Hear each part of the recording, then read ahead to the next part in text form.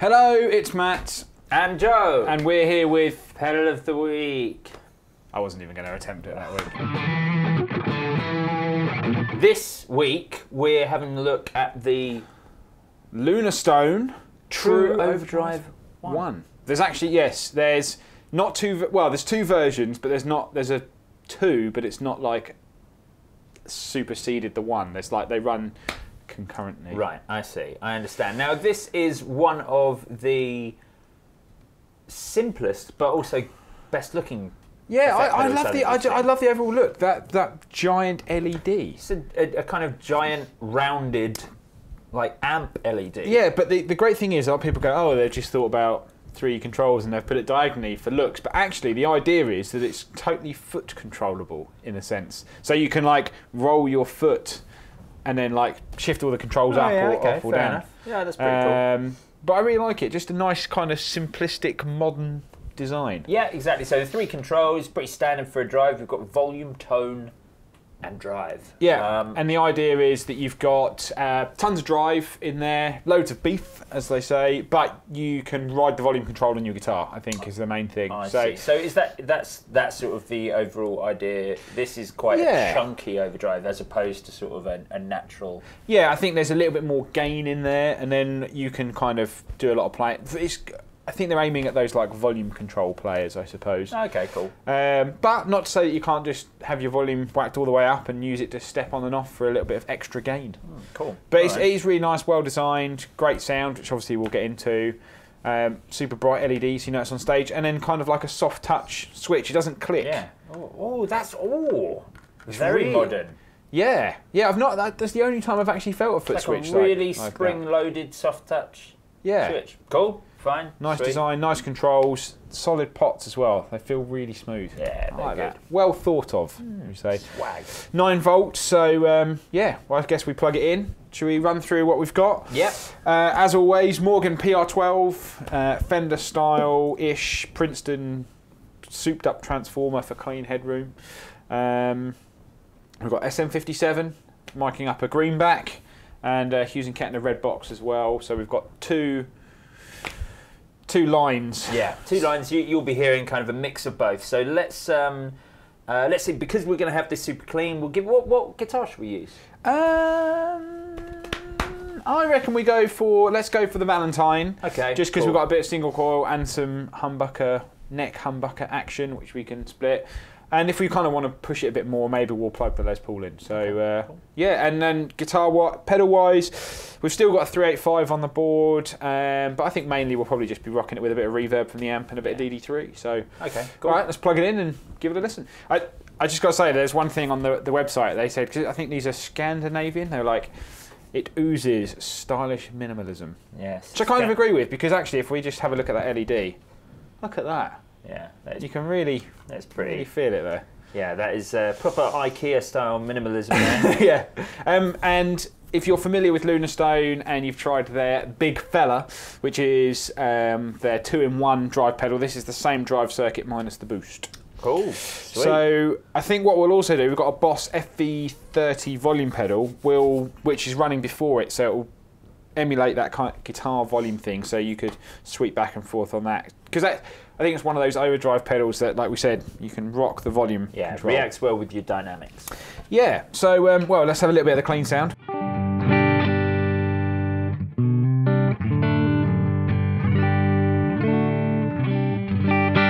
So that's the neck humbucker. Cool. On the James Valentine. So yeah, let's put it in the pedal.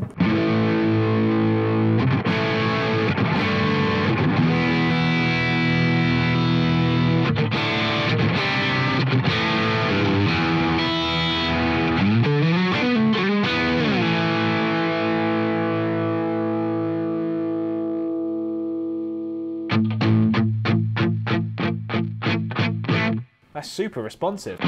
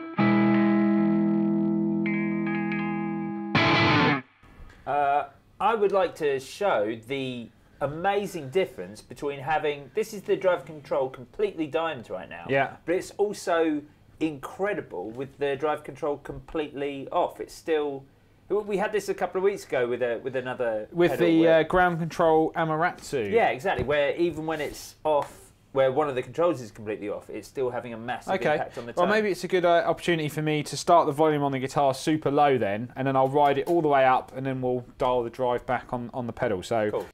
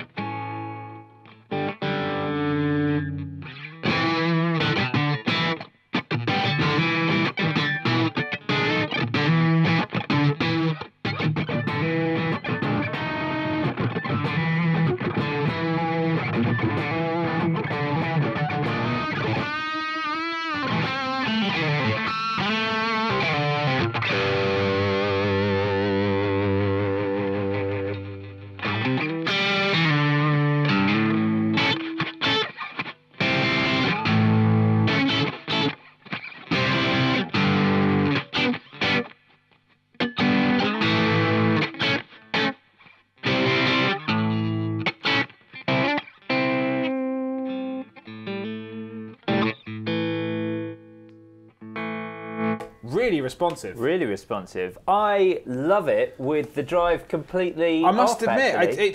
it's just that kind of plexi-ish kind of cranked non-master. Just how you want an overdriven amp to be, right? Yeah, yeah.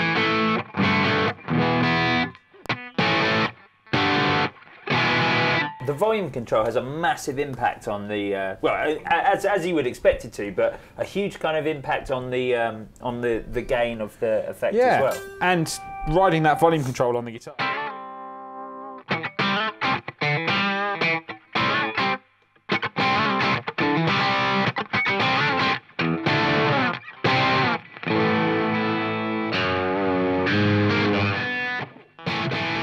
That was my bad playing, not the pedal.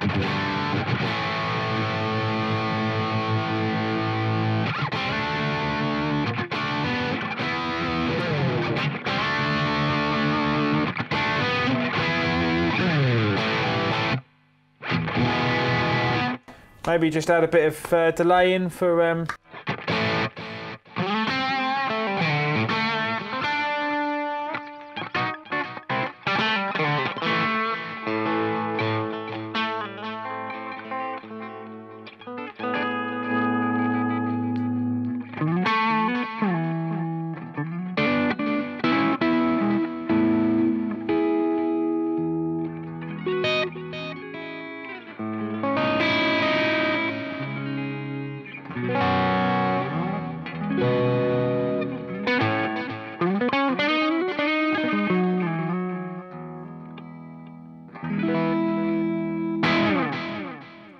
Well, kind of covers all the bases. I don't think there was like, apart from rolling the tone all the way off, I don't think there was an unusable, horrible sound in there at all. I think it's quite a full-on drive. I mean, for us to be, you know, still getting that sort of breaking up amp thing with the drive control off, you know, that's you know, you half expect your volume to disappear when you sort of doing that. And I think you could probably use it as a clean boost, but I think it's there to give you that kind of rockin' crunch sound, isn't it? Which is nice because so many overdrives now are trying to give you that transparent thing. Yeah, which is great, and that's fair enough. But these guys are like, no, it's well, I mean, the pedal is based on the big fella is that massive drive sound, and some people do want that, but it's not classed as that amp in a box thing. No, absolutely. Well, it's an overdrive pedal all on its own. Yeah. But definitely one worth checking out, and excellent value for money as well. I think like under the £150 mark as of May 2017, depending on when you watch this video. So. Yeah, of course. But yeah, a totally killer drive pedal. I was really into that, and the first thing I've heard from Lunastone. So yeah, it's a new company for us. I know they've been making pedals for a while, but new to us, and I'm super impressed. Cool. I think their version 2 has a little bit more bottom end, slightly different EQ. But if you haven't checked out already, the Lunastone TrueOverDrive 1. So I suppose with that, we'll flick it on to standby, and that always signifies the end of this wonderful video. The Lunastone TrueOverDrive 1.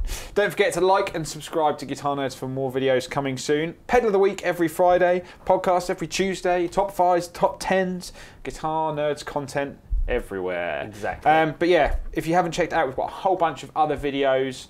We'll be back next Friday for another Pedal of the Week. Thanks very much.